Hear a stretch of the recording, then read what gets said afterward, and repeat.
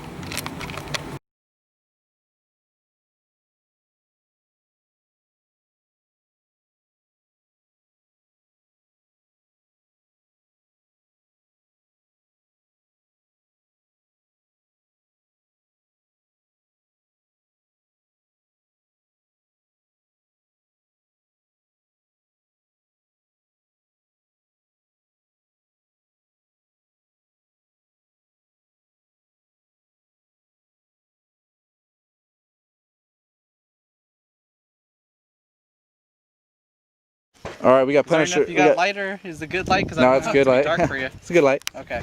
Punisher, a proud owner of a SIG and a Glock. What SIG is that? SIG SP2022 9mm. And what's the Glock? Glock 22C 40 cal. All right, in your opinion, what do you think's better? What would you prefer right now if I had to give you a gun for shit it's the fan, whatever scenario? What would you pick? It's gonna have to be this baby right here. Is Glock. it? Weather compensated or not, can't go wrong. How about a weight difference? What do you think? What's heavier? It's gonna have to be probably any other gun besides the Glock. Just the only thing you're gonna have really weight on is just the slide.